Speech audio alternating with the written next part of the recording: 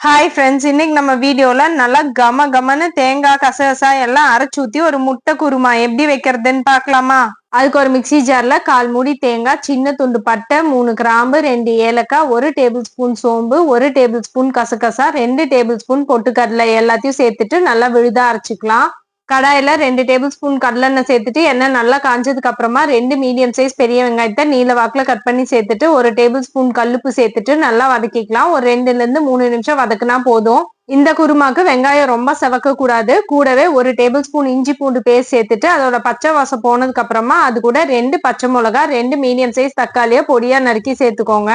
ஒரு 3 நிமிஷம் தக்காளியை நல்லா வதக்கிக்கோங்க. தக்காளி நல்லா குழஞ்சு வந்ததுக்கு அப்புறமா அதுல 1/2 டேபிள் ஸ்பூன் மஞ்சள் தூள், 1 டேபிள் ஸ்பூன் தனி மிளகாய் தூள், 1/2 டேபிள் ஸ்பூன் தனியா தூள் எல்லாத்தையும் சேர்த்துட்டு நல்லா வதக்கிக்கலாம். மீடியம் ஹீட்ல வச்சு மசாலா எல்லாத்தையும் ஒரு 5 நிமிஷம் நல்லா வதக்கி விட்டுக்கலாம். மசாலாவோட பச்சை வாசம் எல்லாம் போனதுக்கு அப்புறமா அது கூட ஒரு கொத்து கருவேப்பிலையும் நம்ம ஏற்கனவே அரைச்சு வச்சிருக்க தேங்காய் விழுதையும் சேர்த்துக்கலாம்.